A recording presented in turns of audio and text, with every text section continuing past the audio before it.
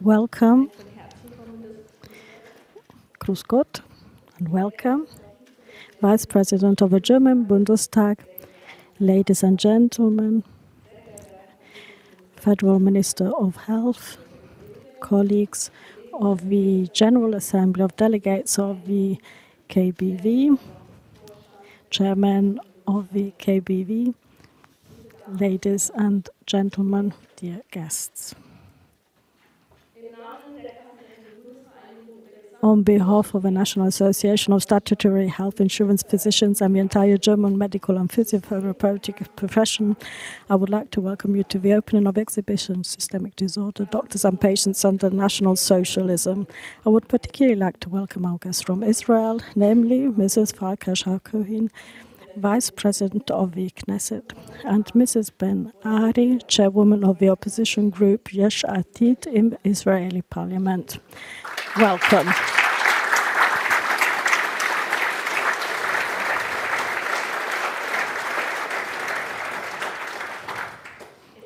It is an honor for us that you are here today in view of the current war situation in your country, and we appreciate this all the more.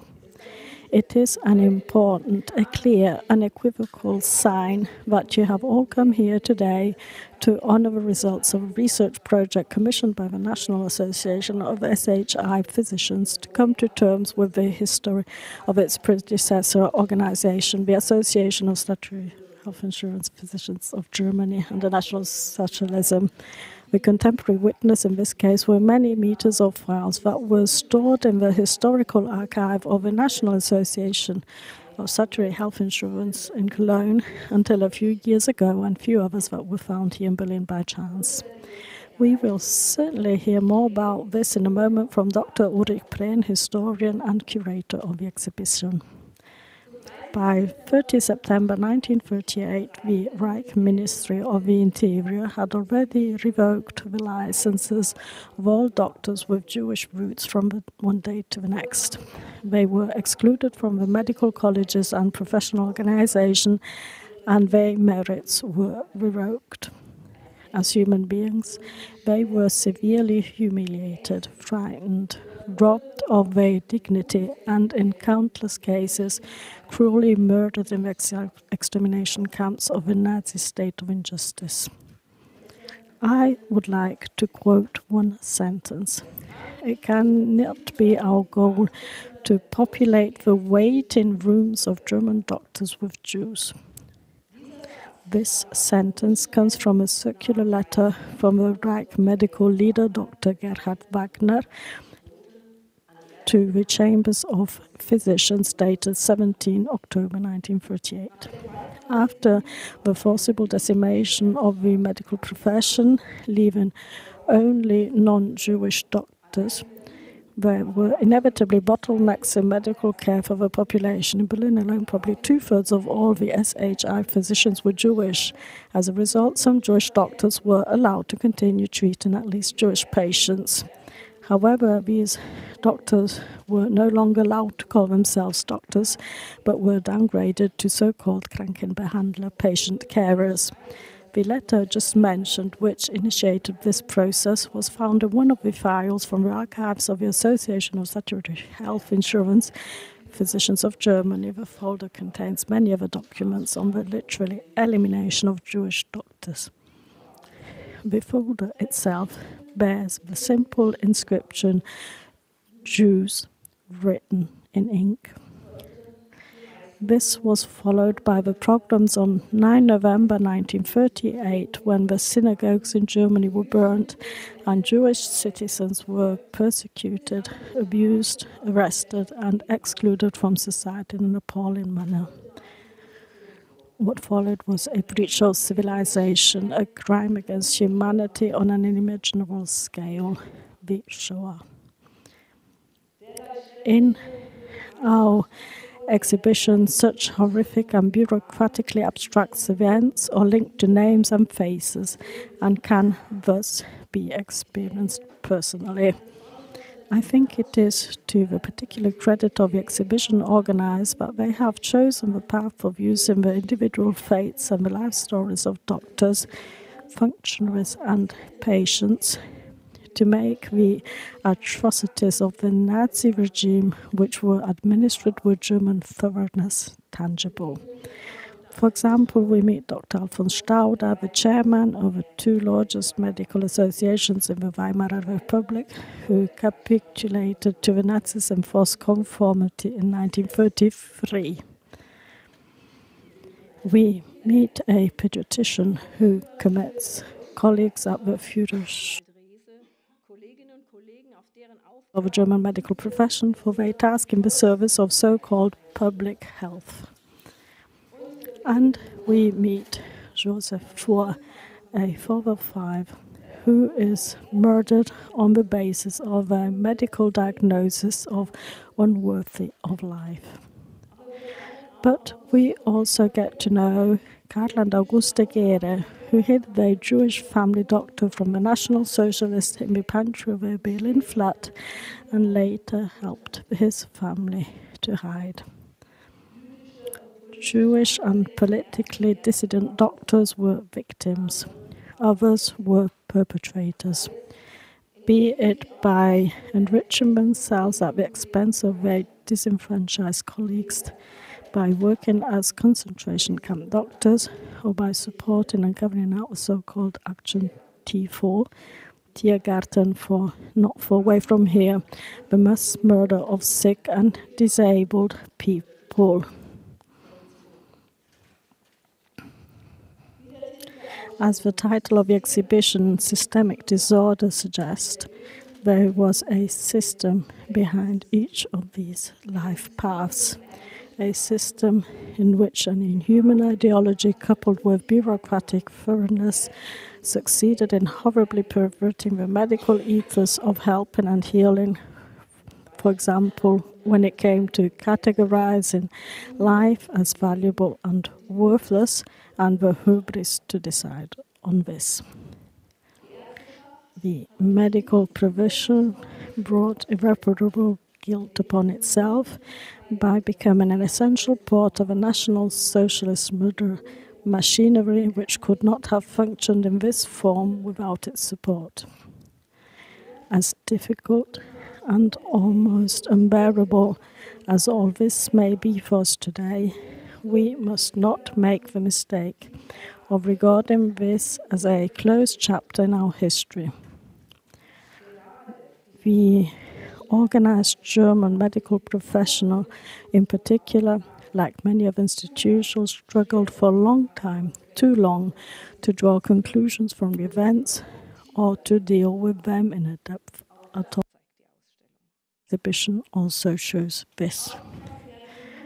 The National Association of Statutory Health Insurance Physicians, as the legal successor to the Association of Statutory of SHE, has also enabled researchers to systematically review and analyze the old archives of the KVD for the first time as part of its research project. However, it is also important for me to say that the General Assembly of Delegates, as the highest body of a KBV, stood and stands behind this project with absolute unity and unanimity from the first decision to review the archives in 2017 through several project extensions to the financing of this exhibition and the catalogue. Our aim is not only to come to terms with the past, but also to send a clear signal for the present and the future. By coming to terms with the past, the National Association of SHE Physicians is assuming its historical responsibility not to allow the crimes of National Socialism to be forgotten. As doctors and psychotherapists today, as the successor organization to the Association of Statutory Health Insurance Physicians of Germany, but also simply as human beings, we owe this both to the victims of the past and to our responsibility for the future. Thank you very much for your attention.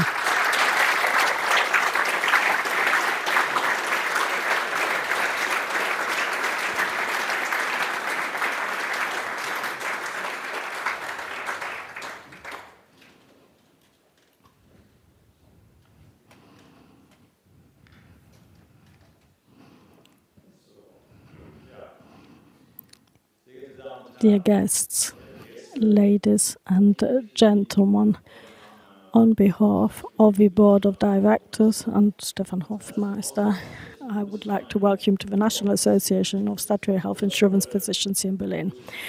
And I greet also our guests of Israel.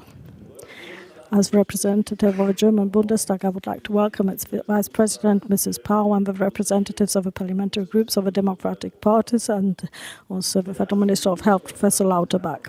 I would also like to welcome the ladies and gentlemen from the Center for Research of Antisemitism at the Technical University of Berlin, who have been invited to carry out the research project. And we have Professor Dr. Shula Springorum, Director of the Center for Research on Antisemitism, and Prof. Dr. Ufa Jensen, Deputy Director.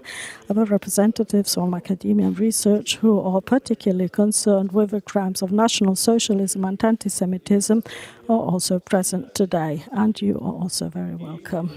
I would also like to welcome representatives of the presidiums and boards of the German Medical Association, and also the National Association of Statutory Health Insurance Dentists and the General Assembly of Delegates. Margot Friedenland, I would have liked to welcome today. I had a call with her, and yesterday she was awarded the Margot Friedland Prize, and before it was a bit too much to take part. Also today, she's 103 years old. Her apologies and her greetings. And for us, it's important that she's healthy and well. So, ladies and gentlemen, we're here at Herbert Levin Platz. Dr. Levin was a Jewish doctor persecuted by the Nazi regime and later chairman of the Central Council of Jews in Germany. When the German Medical Association and the National Association of Statutory Health Insurance Physicians moved to Berlin in 2004, they took the name with them from their old address, Herbert Levin Strasse in Cologne. Until 1986, the street had been called Hiddenkamp Strasse, named after Dr. Karl Hiddenkamp, one of the highest-ranking medical officials of the post-war period. From what we know, he was responsible for monitoring the so-called, let's say, the elimination of Jewish and socialist doctors in the 1930s. This too is an example of a systemic disorder of how representatives of a medical profession made themselves compliant henchmen of Nazi ideology, and the Statutory Health Insurance Physician Association of Germany has also brought itself into line with the regime in anticipatory obedience and was then a vicarious agent of the Nazi regime in the implementation of its racist and fascist ideology. As chairman of a successor organization of this KVD, I can only ask for forgiveness. Against this, we should never have the power given to these political representatives. And we see an independent self-administration, which is a sign of our health system, and it's an element of an active democracy. However, it has been shown time and time again that an active democracy capable of defending itself cannot be taken for granted. After the end of the National Socialist regime, the most important goal for the medical profession was to quickly establish a functional professional organization. As with many organizations in the Federal Republic of Germany, coming to terms with and critically examine its own past was not a priority and remained problematic for a very long time, as we can see from the example of the naming of a street mentioned above. That is why it may be late, but it is never too late to come to terms with the past with the help of critical research. Since 2006, the KBV, together with the National Association of Statutory Health Insurance Dentists, the German Medical Association, and the Federal Ministry of Health, has awarded a prize for scientific work that deals with the history of the medical profession during the National Socialist era. This prize is also named after Herbert Levin. In 2017, we then, as already mentioned, we then decided to analyze our own role. And following a unanimous resolution at several delegates' meetings, funding was made available and the research project was established, the result of which now culminates in this traveling exhibition. And I would like to take this opportunity to thank Dr. Prehn and Mrs. Sioma Vliedowald from the Center for Research on Antisemitism at the Technical University of Germany of Berlin, without whom the entire research project and therefore everything we are able to show you here today would not have been possible. Thank you for your work, surely often devastating examination of the legacy of the KVD and the excellent preparation.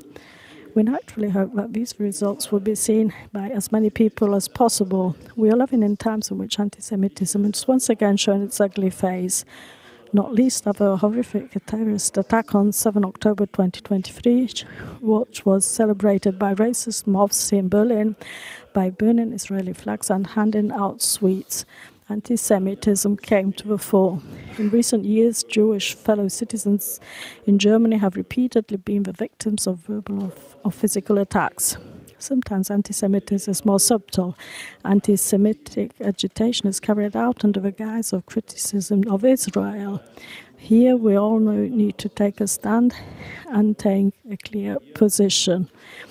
Often it is used to, as I said, to criticize. However, Never Again is now protecting and preserving and strengthening Jewish life in Germany was the title of a motion submitted by the SPD, Green and FDP parliamentary groups, still in coalition at the time, together with the CDU-CSU parliamentary group in favor of defensive action against anti-Semitism in Germany. The motion was passed by a broad majority in the Bundestag on 7 November 2024, and we support this entirely. Nevertheless, I must confess that I remain puzzled by the role of Bundestag Vice President and of the SPD. As a member of a party that was the only one to vote against Hitler's enabling acts in 1934, she spread anti-Semitic posts on Instagram to then apologize for this and claim that she only wanted to draw attention to civilians suffering on all sides. And this either shows a high degree of political naivety and stupidity or simply perfidious. Ladies and gentlemen, Petra Pau just spoke of the KVD files as contemporary witnesses, the human witnesses who can still bear witness to the atrocities they experience or becoming fewer and fewer. However, almost all of us here this evening can be second witnesses, namely by consciously and responsibly dealing with the knowledge of the past, by not closing our eyes to the anti-Semitism, hatred and incitement that are once again spreading in our society, by remaining respectful, tolerant and attentive towards our fellow human beings, but not towards those who think they have to relativize things or even draw a line under them. Although our exhibition looks to the past, it is not about coming to terms with the past in the sense of drawing a line under it. Above all, it is we have to see how society develops nowadays, and if our Jewish friends are afraid in Germany, we have to be alarmed. A small sign, as let's say as KBV, we are sending out a small single in the truest sense of the word with our participation in the Welcome Places initiatives of a Jewish community in Berlin. You may have seen the sign at the entrance. This is a way of signaling to people who find themselves in an acutely threatening situation on the streets that they can find shelter in our buildings. Even after many years, research works and exhibitions such as ours continue to shed new light on the events of that time, which did not just happen but were always man-made. This light allows us to see the most terrible things, but the alternative of leaving them to darkness and thus to oblivion is not an option and must never be one. However, Richard von Wagner said that we should never forget what we were freed of, an ideology of hatred and inhumanity, and the dignity doesn't go by itself and has got to be defended every day. We should be guided by these words and fight against anti-Semitism for a society based on respect and solidarity. Thanks.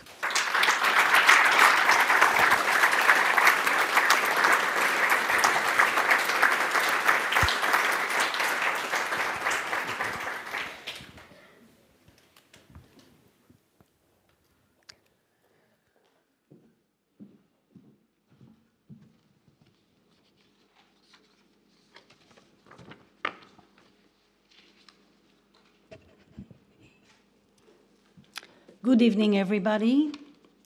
Dear Minister of Health, Professor Lauterbach, dear Deputy Speaker of the Bundestag, Ms. Pau, dear President of the Doctors' Parliament, Dr. Rice Berkovich, dear President, of course, of Kabifo, Dr. Gassan, ladies and gentlemen. It is a great honor to be here today as a representative of the State of Israel at the opening of this carefully assembled exhibition at the Kabifo offices here in Berlin. This exhibition is a fruit of a 6-year research for the truth in a world of fake news.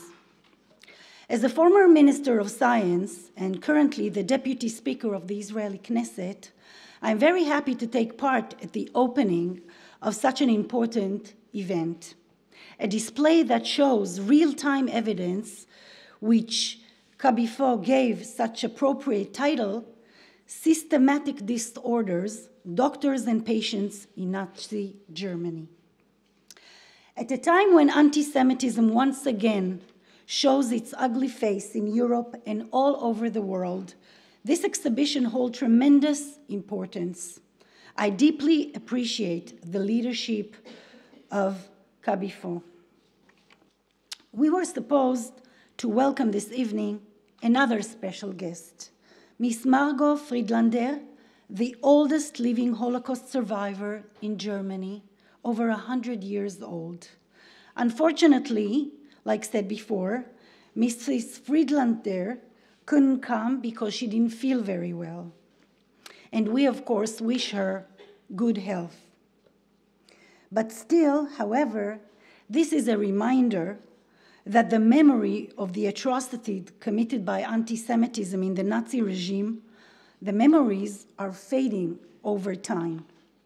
That is yet another reason why such an exhibition like the one today is even more important than ever.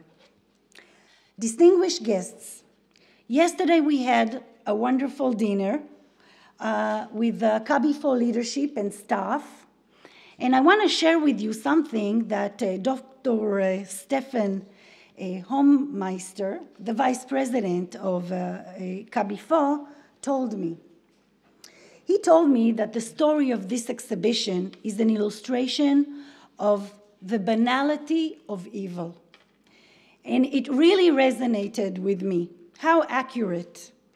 Just a bag found in a safe by mistake where they were hidden documents, looking very technical, with a file that is titled Jewish Doctors, telling us a story about that banality of evil. Ladies and gentlemen, up until October 7th of last year, some might have found it easy to believe that something like the Shoah, the Holocaust, would never happen again. But since that day and after, all we have seen during that terrible day and ever since, all of us who didn't believe that the past can be repeated have been proven wrong. On October 7th, men, women, children, and elders were slaughtered in Israel, again for no reason but being Jewish. Entire families were burned alive. Women were raped, and all others were tortured. Also in Europe, we see pogroms again, like in Amsterdam only recently on November 7th. We see violence and hate in the street of Europe again and in the world against Jews, and we hear calls for the destruction of the only Jewish state in the world. Just last week, on November 22nd, we witnessed another show of hypocrisy and double standard by the ICC, which issued arrest warrants against Israel's prime minister and former defense minister, who are conducting one of the most justified defense wars. Since October 7th, the younger generation of Israelis and Jews around the world have woken up to brutal and modern anti-Semitism, and realize these are not merely old history from old times, but instead the hate is loud and violent as ever. It is even more challenging today because of the amount of fake information, lies, and incitement flooding social media. Hatred is infused into the veins of our generations through radical movements and lies that are being spread about everything on social platforms. Lies about Jewish history, lies about what happened on October 7th, lies about the state of Israel, and more. It has never been easier to lie and to distort the truth. Radical forces, not only in the Middle East, but all over the world, including in Europe, are taking advantage of that and are spreading chaos in the minds of this generation. That is why there is even a greater importance to this exhibition today. It shows the ugly truth, but it is all documented. It is based on facts, and it is verified. And as I was told also yesterday, it will be also available digitally for everyone to witness. Ladies and gentlemen, when I arrived yesterday to the offices of Kabifo, I saw a sign by the fountain in front of your building. It honors the Jewish doctors who were confronted with injustices in the Nazi regime, and it emphasizes Kabifo's opposition to anti-Semitism in the past and in the future, and its commitment to be a safe space for people endangered by anti-Semitism. I salute you for having these moral clarities in days of moral darkness and double standard against Jews around the world. Dear friends, today here in Europe, ugly anti-Semitism has risen again. The haters are new and young, but their voices are horrifically old. It is a challenge that Europe and us and the whole world must face heads-on and confront fiercely with moral clarity and zero tolerance. It is not only us, the Jews, that are affected by anti-Semitism. We all know where it starts, but we also know where it ends. It affects everybody. So, dear Dr. Gassen, dear Dr. Rice-Berkovich, and everyone who took part in this amazing project, your commitment to stand against anti-Semitism today is not taken for granted. It is a true act of leadership. And why? Because with this action, you show by example what it means to say never again, and what it means to say history must not repeat itself. So as I walked through this fascinating exhibition, I was struck by another fact. According to the protocol book in this exhibition, that shows terrible discrimination against Jewish doctors in the Nazi regime, which were expelled, discriminated, and some, of course, murdered. There was one that refused to join the herd and to be silent. She voiced an objection to what was happening, and she was not very senior or a prominent with a big title. She was a junior secretary. Her courage is a lesson to all of us today, because bravery and moral clarity do not belong only to those who have grand titles and position of power. Everybody must stand and fight for the values of tolerance and respect for the other. So, dear friends, I want to conclude. Standing here in front of you and seeing this exhibition gives me a sense of hope that the voice of democracy and liberalism are louder than those of hatred that we see around the world. It gives me hope because of your solidarity with the State of Israel and for standing with us in a very difficult year and a difficult time. I want to also extend a special thank you to Dr. Christoph Weinrich and Mr. Oren Pasternak for arranging all of us, for us to come from the Israeli parliament a year and a half ago. And I will, of course, keep assisting Kabi Foz with the mission of finding a permanent house to this exhibition, hopefully in Yad Vashem, the most prominent memorial in Israel, in Jerusalem. Looking forward to seeing all of you in Israel soon. Thank you.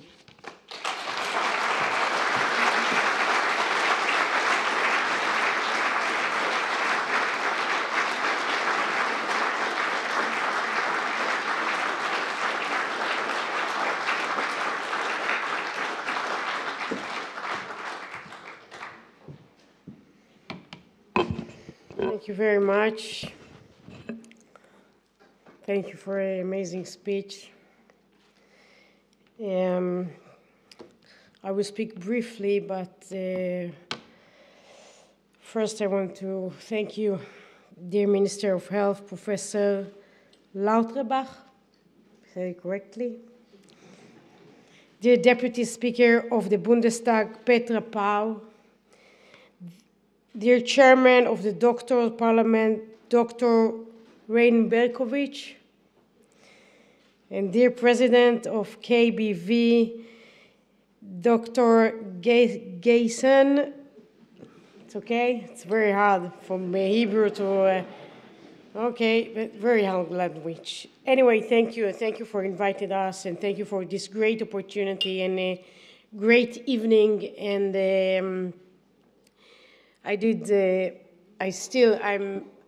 I'm doing a lot of delegation, and I think it's one of the exciting one because it's the past and future mixing together, and I thank you, all of you, for this very emotional moment for me and for Farkash, Orit, my colleague from the Knesset. As you know, I'm a member of the Knesset. I'm the whip of the opposition. That's why I didn't come yesterday. I had to whip them. But we finished the vote, and now I'm here. So, and of course, I want to thank Dr. Christopher Weinrich and Oren Pasternak. Thank you for inviting, thank you for organizing this delegation and for this incredible evening. In my brief remarks, I would like to speak about the connection between the anti-Semitism and the events of October 7. In Israel, we have no doubt that there is a close connection between anti-Semitism and the event, this Hamas massacre on October 7. Hamas, which carried out his brutal attack, based significant parts of his ideology on anti-Semitism's view. This include demonizing reference of Jews, traditional anti-Semitism, stereotype, and call for the destruction of the state of Israel, perceived as the Jewish Zionist entity that must be eliminated. Following October 7, there was a sharp rise in anti-Semitism incident worldwide. Those include physical assault of Jews, vandalism of synagogue, and hate graffiti. In many cases, criticism of Israel action in the war quickly turned into openly anti-Semitism.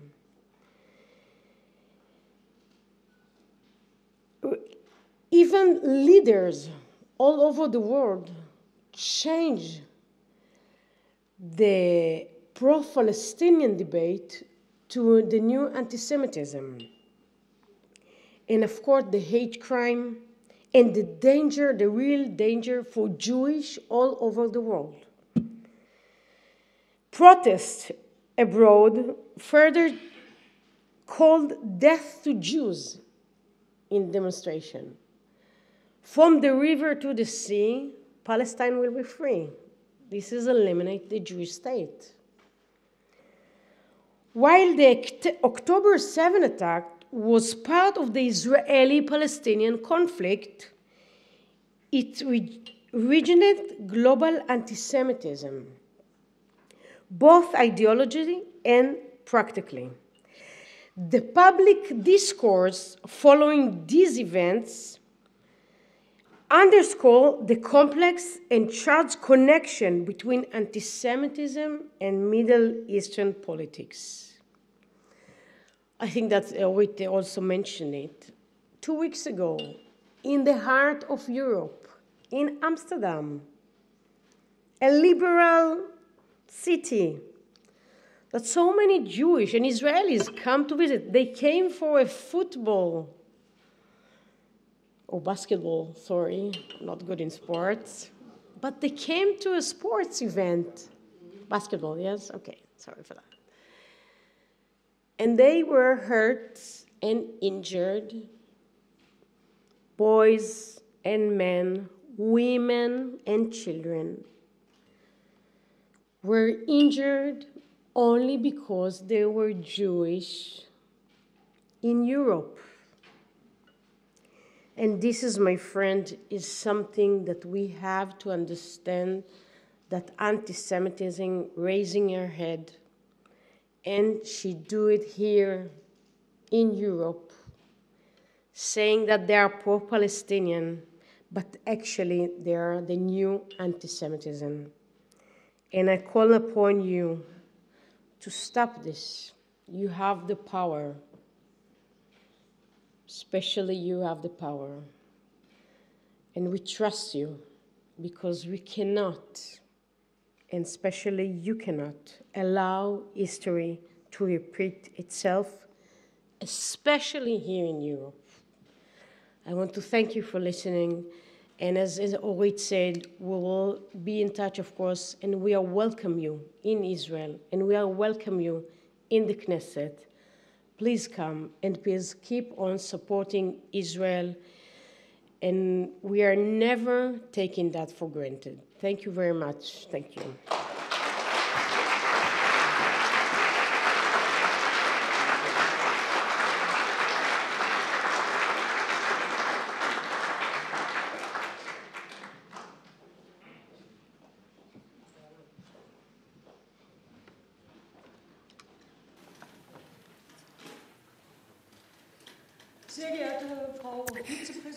Vice President Ms. Hacohen, members of the delegation, Federal Minister of Health, Professor Lauterbach, Dr. Eisberkovich, Dr. Andreas Gassen, ladies and gentlemen. I am particularly pleased that on the occasion of the opening of the traveling exhibition, Systemic Disorder, Doctors and Patients Under National Socialism, that I can speak as the deputy of the president of the German Bundestag, Bärbel Baas. To begin with, I'd like to welcome very warmly the representatives of the State of Israel, and specifically the colleagues from the Knesset. I am very happy that you have come in spite of the terrible and atrocious events of 7th October, that you have come here and that we can continue our tried and tested collaboration in all areas. And in September of this year, I had the opportunity to discuss with colleagues in the Knesset about deepening our cooperation, but also about the challenges that are in front of us because of these events. And these challenges are international. The traveling exhibition being opened today shows the efforts of the KBV as the legal successor of the SHI, Physicians Association of Germany, to come to terms with the roles of doctors under the Nazi regime. This research project, which was realized in cooperation with Technical University of Berlin, you investigate the responsibility of your profession in National Socialism in a remarkable way. I would wish that other professions would follow your model and 80 years after the end of National Socialism face their responsibility out of their own impetus. Like all areas in society, the medical profession had its shares in enabling the Nazi regime, in consolidating the Nazi rule, and in the crimes against humanity. To believe anything else would be very wrong. Doctors had a key role in National Socialism, not only when it came to questions of racial hygiene, as role models in societies. Their collaboration and lack of protest and lack of resistance were particularly grave. But there were also doctors who, under extremely difficult circumstances, tried to live up to their doctor's oath. This is shown by the exhibition in a very differentiated way. Even before the exhibition was realized, with a memorial plaque on your building, you set an important sign. This memorial plaque is dedicated to the prosecuted Jewish doctors and all victims of the Nazi regime. I remember the ceremony well. It was 6 years ago, and at the time I already was the representative of German Bundestag. In 2018, we all agreed that the crimes of the National Socialists represent a commitment to us for the future to always decisively stand up against anti-Semitic and right-wing tendencies. I have to admit that this commitment seems to have grown and become even more urgent nowadays. Ladies and gentlemen, I would like to pick one case history from the exhibition. It is that of Herbert Levin. Upon your initiative, this square where your building is located is named after Herbert Levin. So, Herbert Levin was a promising young doctor and scientist until the Nazis disenfranchised him only because he was a Jew. As a so-called carer of the sick, he was only allowed to treat Jewish patients, and at the beginning of the 40s he was deported to Auschwitz, amongst other places. He survived by treating the inmates as a doctor. After the war, he continued his work, and in 1950 he became a senior physician at women's clinic. He was to become the senior physician at the Offenbach Women's Clinic, but the doctors and nurses protested against his nomination, and the conservative mayor of the city even said that it was not tolerable to have Levin treating women because, and I quote, he was ridden by the hatred and the feelings of revenge of a concentration camp inmate. He would carry all that into his work. Only after an objection was raised could he be named as the senior physician of that hospital. This shows how anti-Semitism was still openly lived even after the end of the Nazi regime, and it also shows that a large part of German society was against coming to terms with the past, and that victims were still disadvantaged because they survived, and large parts of the German medical profession refused to take responsibility for decades. Let's remind the affair around Professor Dr. Med Werner Heide, who was a psychiatrist at the University of Würzburg here in Germany. He was involved in the mass murder of patients in the so-called Aktion T4. But he did more. With the help of lawyers and medical experts, he was able, under a false name, to build up a new existence as an expert for authorities and state institutions after the war. Looking at the SHI, Physicians Association of Germany, in 1953, a court decided that this was not a Nazi organization. The exhibition we are inaugurating today has a much more critical opinion on this. As the title says, it is a systemic disorder.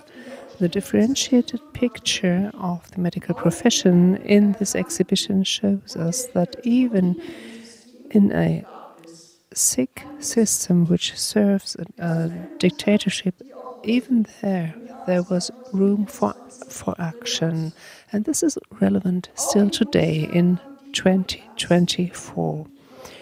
The German Bundestag, too, has dealt with crimes committed by doctors again and again. In 2017, we had the memorial hour for the victims of Nazis, and it was dedicated to those who were murdered in the so-called euthanasia program. And I remember clearly the destinies that were discussed at the time in the plenary of the German Bundestag. This year, too, the Bundestag has discussed a motion from the center of our house, which looked at the euthanasia murders and forced sterilizations during Nazi Germany. The Culture Committee already found a big majority in favor of that motion. The final passing of the motion by the plenum is still pending, however, and I am afraid that the next German Bundestag will not pass this motion if we are not able, across all parliamentary groups, to deal with this topic beyond the electoral campaign. We should discuss this with dignity in the German Bundestag and pass the motion to have it active even in the 21st German Bundestag, which will come together next year after the election. Contrary to what is often thought when we commemorate crimes committed by Nazi doctors, there is still a lot to do. I was aghast when I heard that in the cellars of the Max Planck Society, which is the successor of the Kaiser Wilhelm Society, last year there were still brains that were taken from people who were murdered in Bernburg in the euthanasia program. After the president of the Bundestag heard that, I knew that she intervened, and I hope that the commitment of the Max Planck Society to deal with this by the end of this year and bury these brains in a dignified manner. And I hope that they will implement this, because everything else would be a scandal. Many crime scenes have not been identified, and though it would be important to show that the Nazi crimes were very decentralized, let me give you two examples. The clinics at Teupitz or the clinics at Erlangen, which were demolished last year. So there are still some blank spaces in our remembrance culture, and we must be careful not to let them vanish.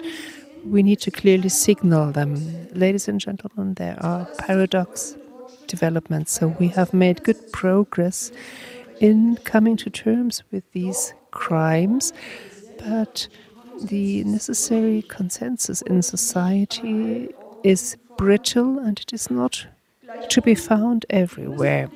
Still, the Federal Republic of Germany is committed to its historic responsibility, and more organizations are trying to come to terms with the past, authorities and associations. But at the same time, our culture of remembrance is under increasing pressure. Some weeks ago, a study on antisemitism in North Rhine-Westphalia gave a striking result. Almost half of those questioned wanted to close with the past, to draw a line. And nowadays, there are also political forces, even in the German Bundestag and in the European Parliament. These forces question the culture of remembrance. Memorials feel that the times are changing. They have been the goal of attacks and defamation for some time now. And these defamations don't only come from right-wing extremists, but also from sympathizers of Hamas who demolish these places of remembrance. I am extremely worried about this, and I think all of us must make sure that democracy remains capable of defending itself, and we must be aware every day that democracy is never something that is finished. We must work on democracy every day and defend it. Thank you very much.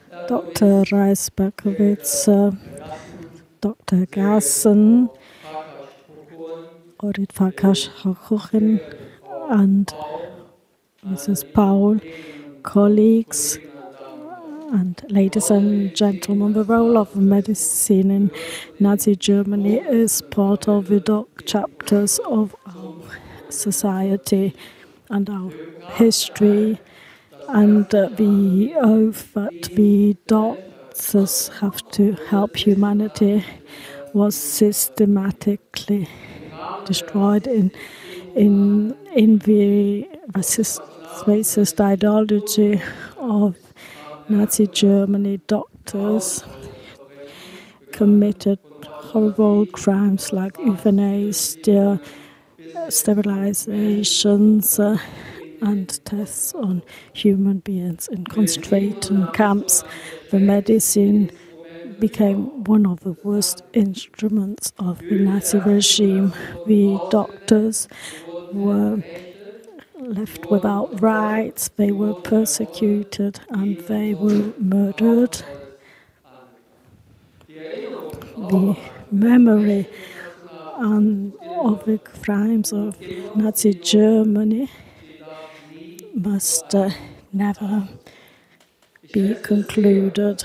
I appreciate that KBV has taken on this task. For this commitment, I thank them.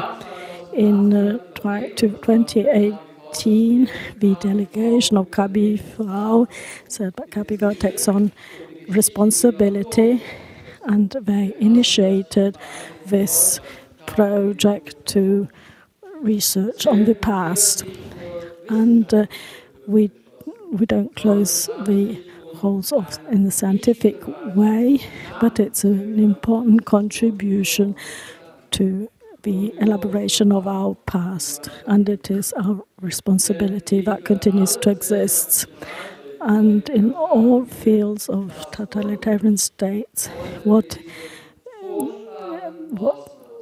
but that this was possible only because of a collaboration of the Nazi state associations and organizations and institutions. And in this case, the German medical profession. With these exhibitions, we present the results of this research, and I'm pleased that we're doing it together today at this Square Herbert Levin. That is really an example for all doctors, and that will be honored also today. I am pleased that many guests are present today, and I hope that this exhibition will see many visitors, and this travel and exhibition will be brought all over Germany, and it's a good idea, and it must be seen everywhere. So it isn't going to be it's an exhibition that has got to go to the people.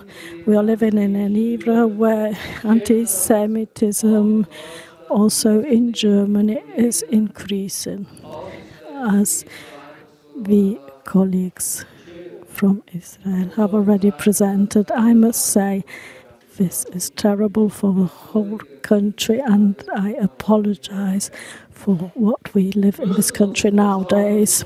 And we have a historical responsibility. People cannot forget what happened in this country. That must never happen. And we must say that the biggest crime of humanity was in our country.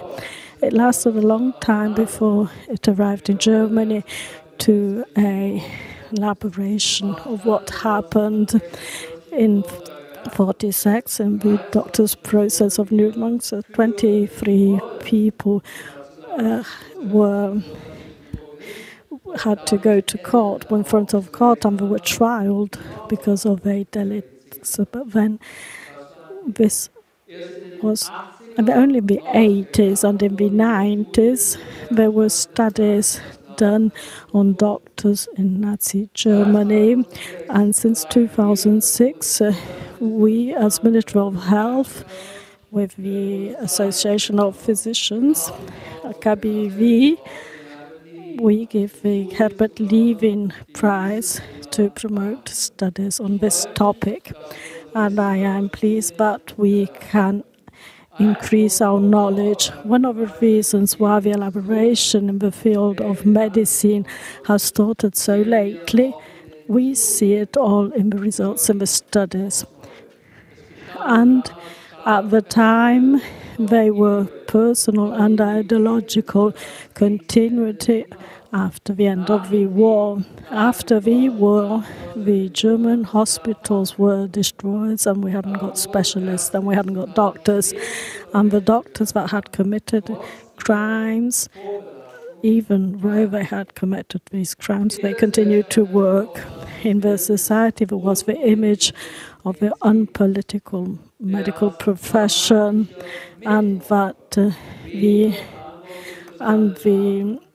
they didn't give so much responsibility for the actions of the doctors. So the perpetrators remained in the middle of the society and influenced the medical practice, but also they influenced the health policy. And it's important also the health ministry takes on its responsibility into research projects.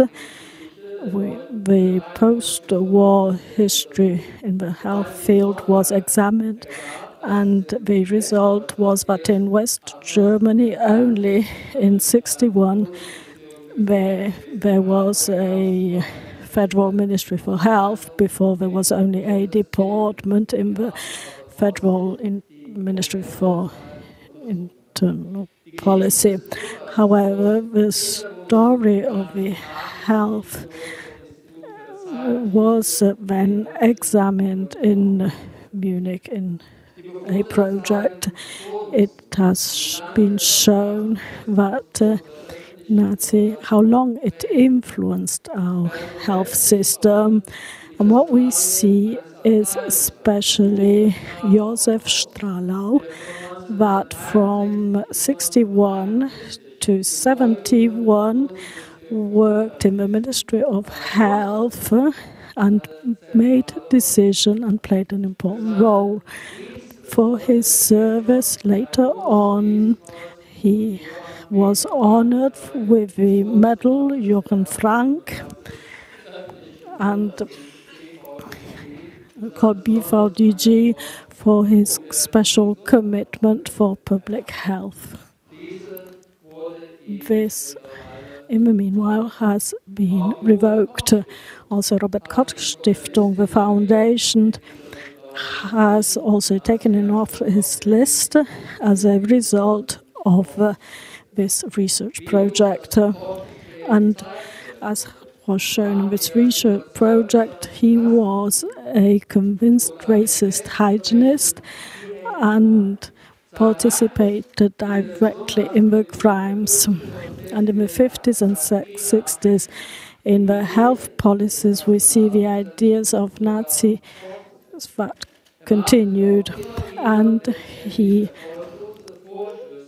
continued working towards a new sterilization law.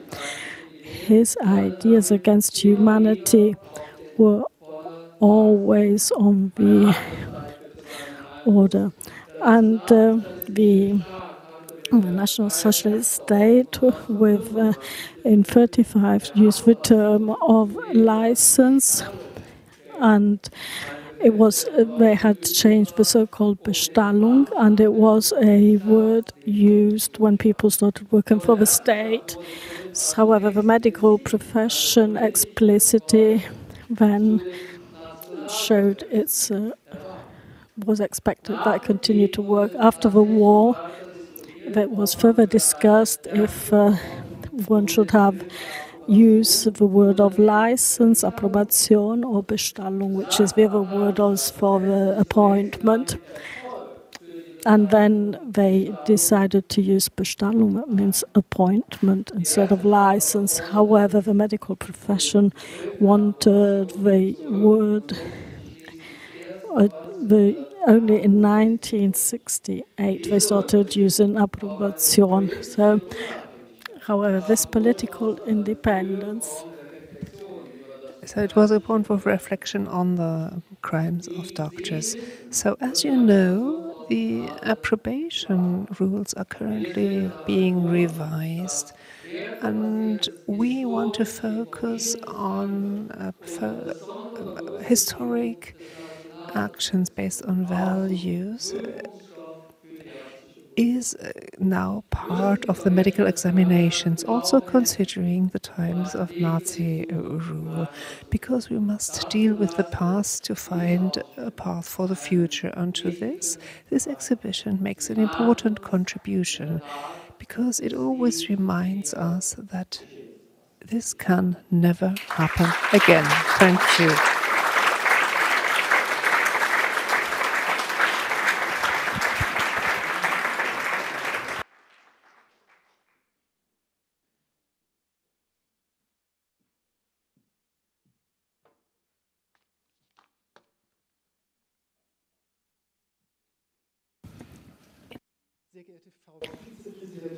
Vice President of the German Bundestag, honorable members of Parliament, Federal Minister of Health, Dr. Reis-Berkowitz, honorable members of the General Assembly of Delegates of the KBV, Dr. Gassen, Dr. Hofmeister, and Dr. Steiner, members of the Board of Directors of the KBV, Professor Saviling, dear daughter, Professor Jensen, dear Ufa, Orit Farkasch-Hacohen and her accompanying delegation from Israel.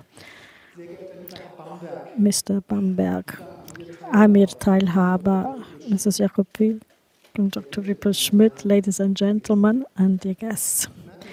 As you can tell from this long address, there are many people in the room whose cooperation, support and help made the exhibition we're opening today possible, or would not have come about in this form.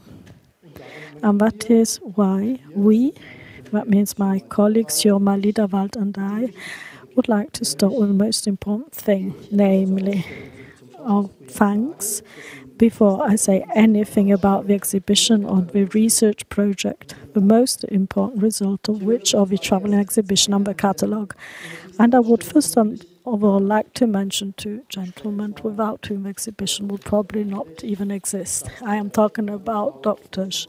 Christoph Weinrich, Head of Legal Affairs at the KBV, and Professor Samuel Salzborn, the contact person of the State of Berlin on anti-Semitism and the first project manager of a research project, the Association of Statutory Health Insurance Physicians of Germany and the National Socialism, because they were both instrumental in initiating the project. Thank you very much, dear Samuel and Christoph, for your trust and support.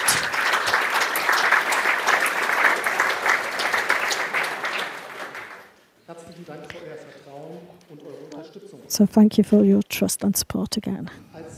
As a team of curators, we could always be sure of your full, heartful support, dear Petra Reisberkovich, and also you, the board of the KBV, and as a guest at several meetings of the KBV's representatives, I was able to see this for myself, the delegates of the Assembly. Our heartfelt thanks go to all of you. And with that, I would like to hand over briefly to my colleague and co-curator of exhibitions, Jürgen Wiederwald.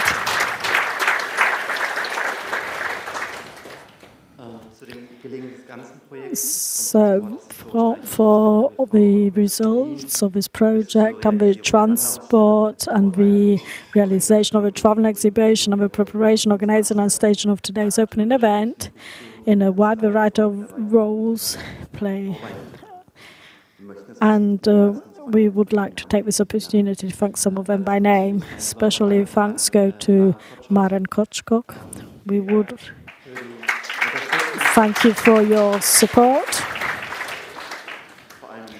especially in the last few weeks. And then thank you to Roland Ilshofer, Melanie Mutlu, Philippa Maya, Carola Maya, Alexandra Müllhans, Madeleine Seber und Sandra Freier, Silke Pohlhaus und Katrin Petzerling, Dr. Thomas Rompf, Robert Schneider, Axel Schönewold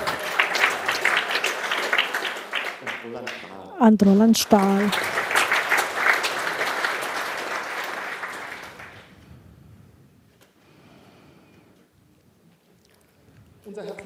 Our heartfelt thanks also goes to our colleagues at the Center for Research on Antisemitism. I would like to highlight two of them in particular. First and foremost, the director of the Center for Research on Antisemitism, Stefanie Schüler-Spinkerorum, who took over the project management from Samuel Salzborn. She is not present. She had to leave to another event for anti-Semitism. So, as I said, she already left. And then we have the head of the scientific collection of the Otto Langemann Archive for Study of Visual Antisemitism, Karl Erik Lisner, which is based at the Center for Research on Antisemitism, and that supported us with his expertise. If you find the opportunity today or another day to sit down at one of the two media stations, you will find a lot of material in the visual anti-Semitism section that you, dear Karl Erik, pointed out to us or that we have received from you. Thank you very much for that. Special thanks also go to the Association of Friends and Sponsors of the Center for Research on Antisemitism, where Simeon Wiederwald and I were or still are employed during the realization phase of exhibition. It goes to Dorothy Wehrling and Juliane Wetzel, who represent the association in various functions. Thank to you both very much. Today, we not only have some special guests with us from Israel, but also from Stuttgart and also from from Berlin. Living here in the city, I was contacted by the following two gentlemen during the first phase of the research projects, when we were by no means certain that our research would result in an exhibition.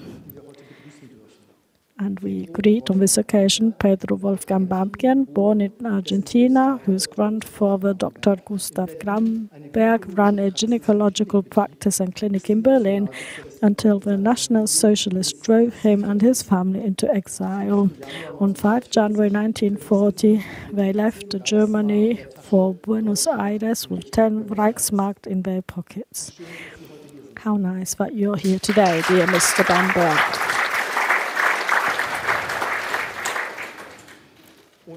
And I am just as pleased that you are here, dear Amir. Amir Teilhaber approached me a few years ago and pointed out his grandfather to me, the gynecologist Dr. Felix Teilhaber, whose publications were put on the blacklist by the National Socialists immediately after they came to power in Germany, and which were probably among the books that were publicly burnt in Berlin, for example, on 10 May 1933 on Opernplatz. Felix Teilhaber was not only a Jewish German doctor and Zionist, but also just as prominent in his day as Dr. Magnus Hirschfeld, a resolute social and sexual reformer.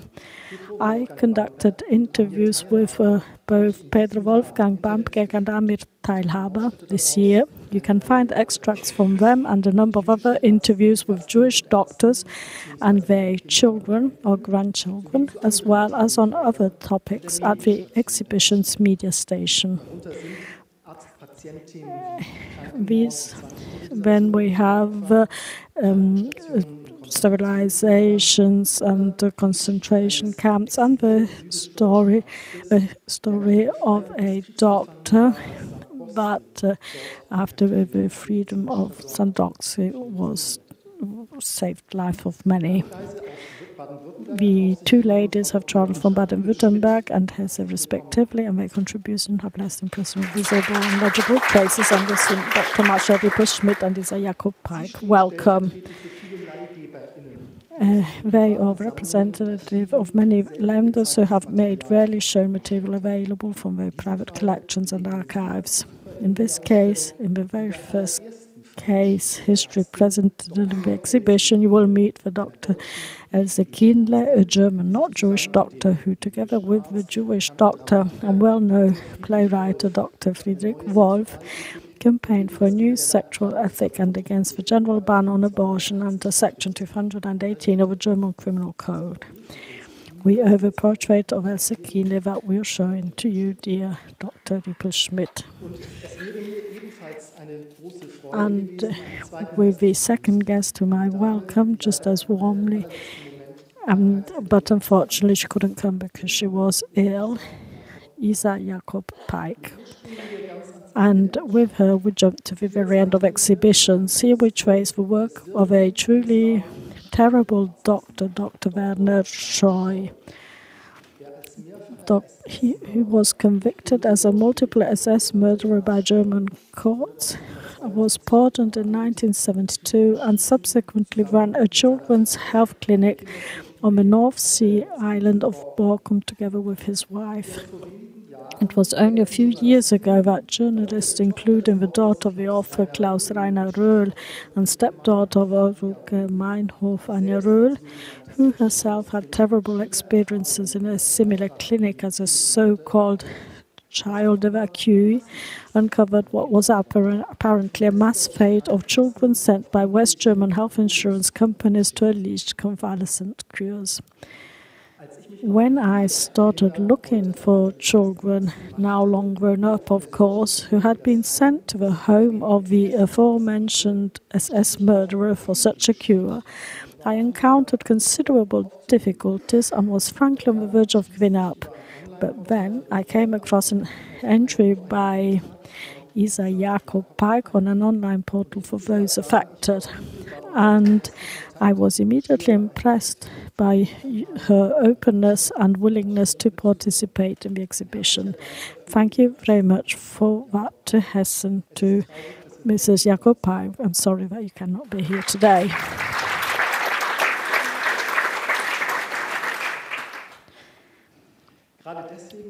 I would like then to mention that Isa Jakob Pike has written an autobiographical book which has recently been published in a new design, and it's called Kopf im Bauch, so head and belly.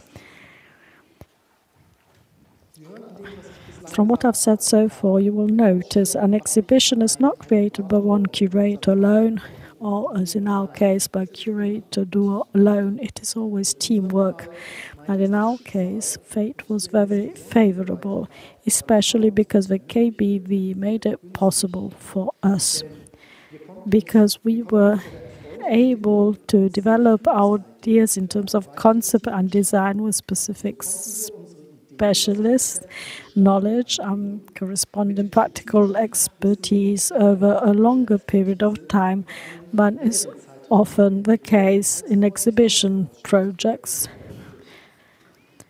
And what I mean by this is that without the collaboration of Christian Kurz, Kai-Britt Albrecht and Wayne Young, this exhibition would not be as it is now.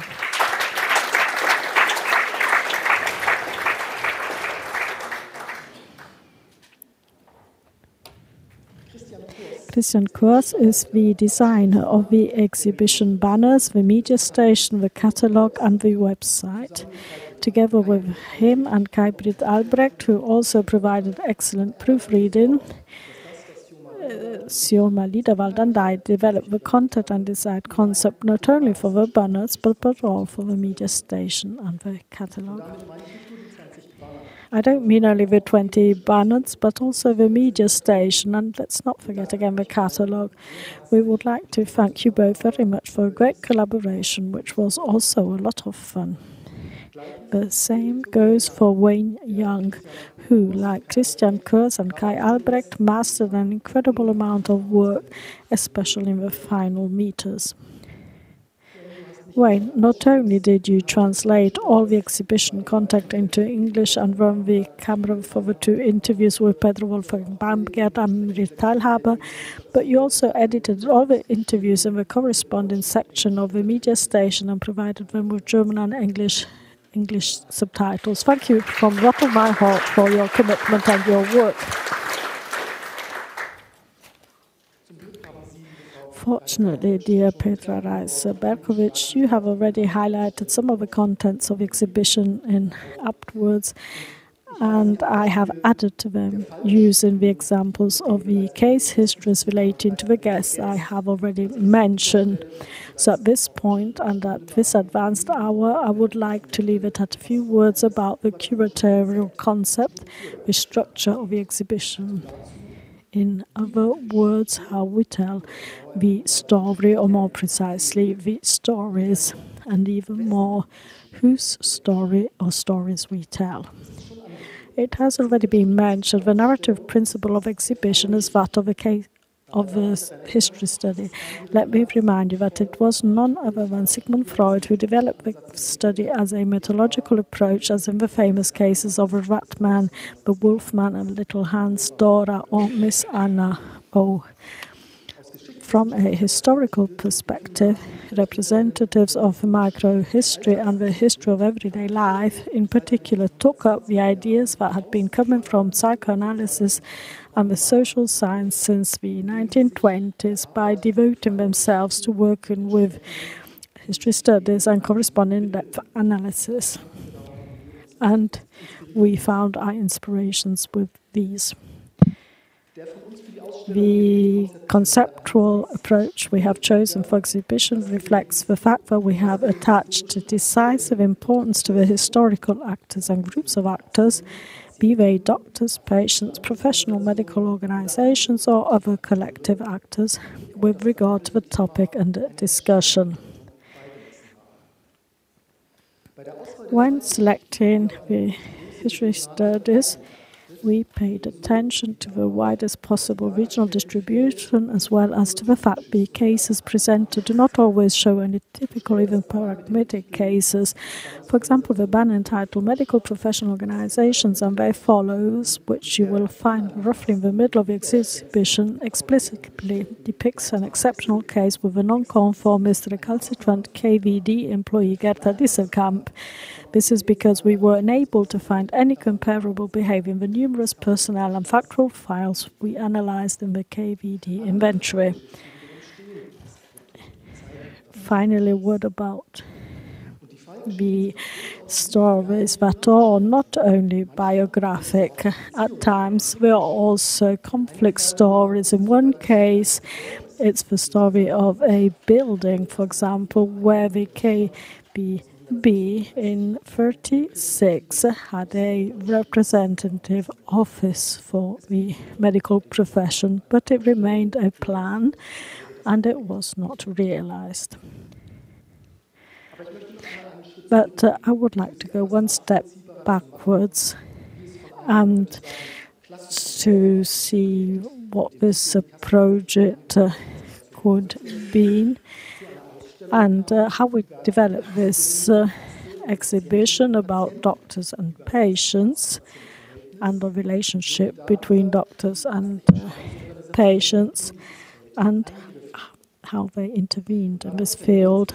And therefore, we thank a group of colleagues, historicals that worked at the Charité and also at the museum that is there at the Charité. I would like to Professor Thomas Schnalke, that was the director of the museum, the collaborates, Dr. Judith Hahn, Professor Thomas Bedis, Ludwig Stechter, and for ethic in medicine, and I call them Team Schnalke when I mention all of them, and we contacted them early when the focus of the exhibition was not really completely developed, and we had the idea of describing more the side of the patient, and therefore, and have this narrative and to talk about the patient's point of view. That was very important, and we thank this group of people that supported us.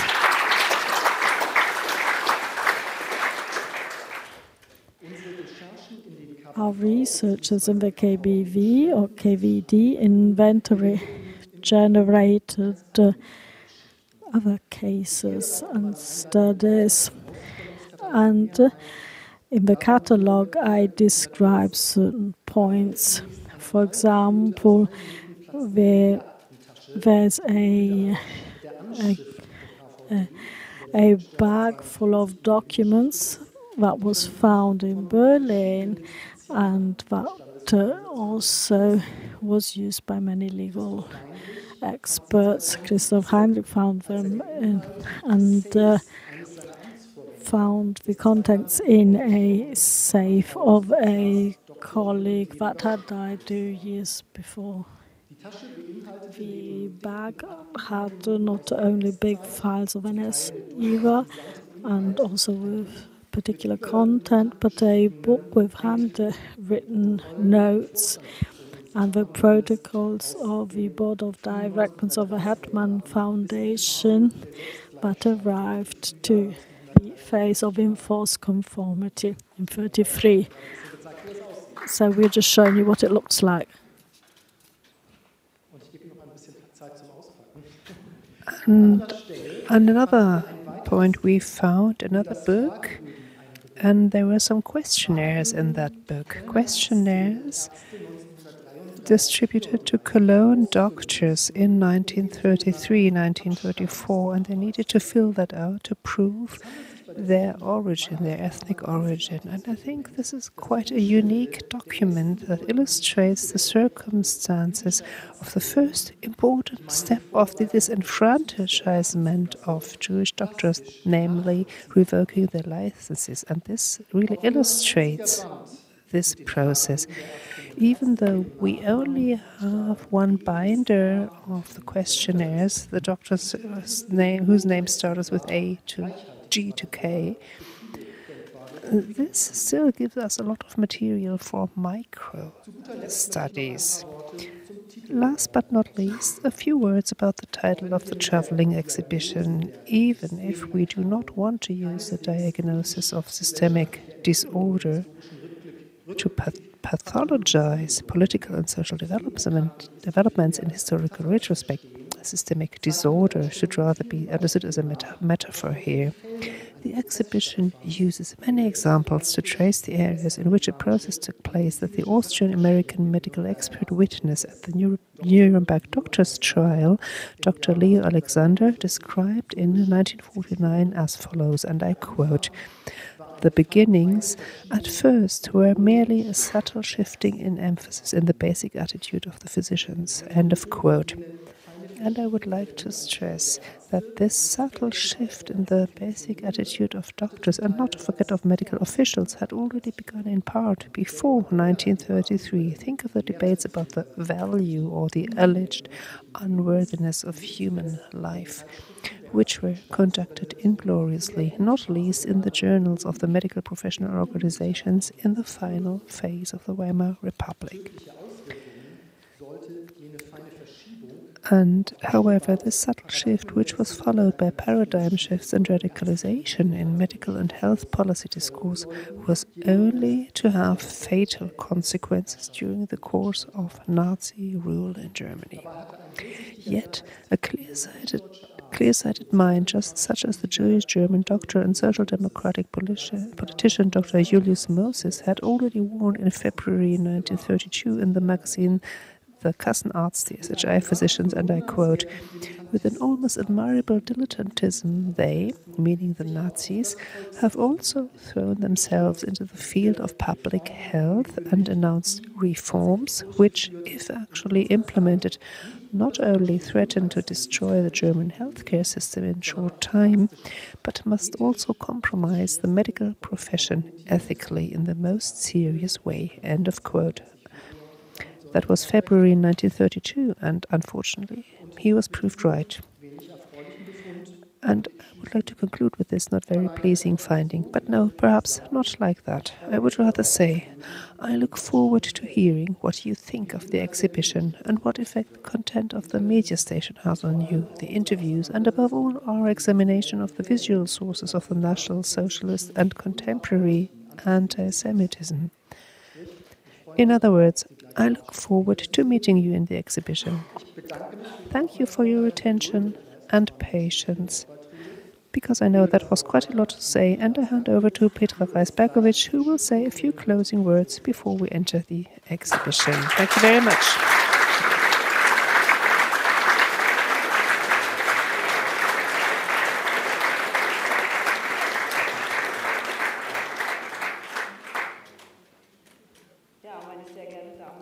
Ladies and gentlemen, we have reached the end of the official part of our event.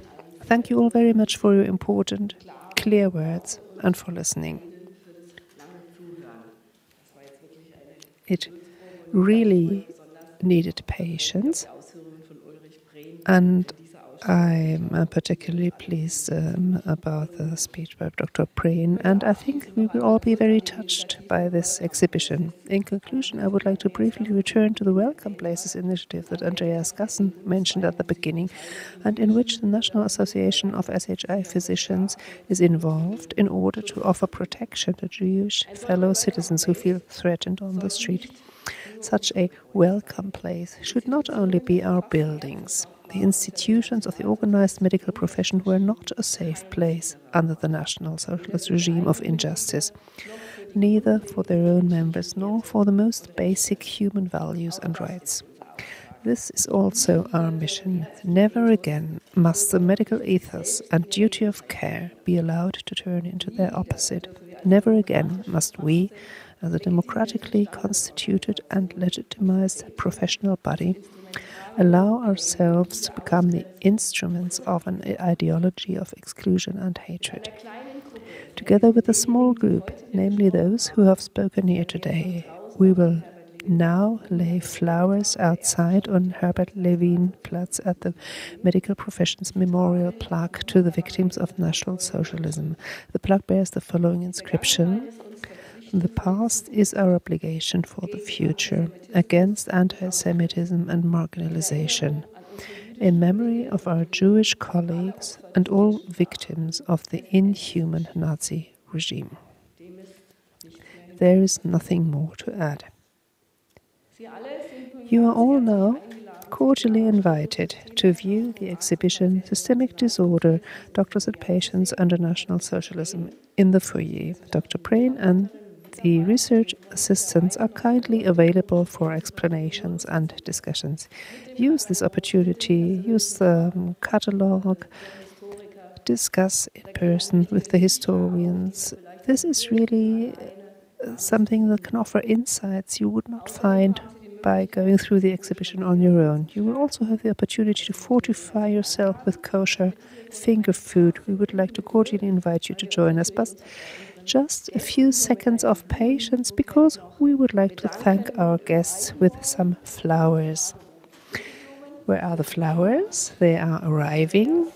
And Andreas and Stefan, maybe you would like to hand over the flowers to the ladies.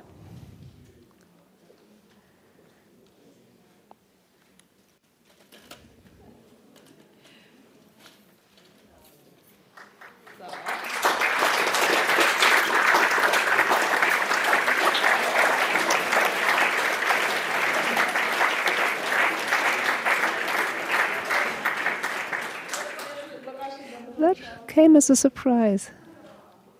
Wonderful.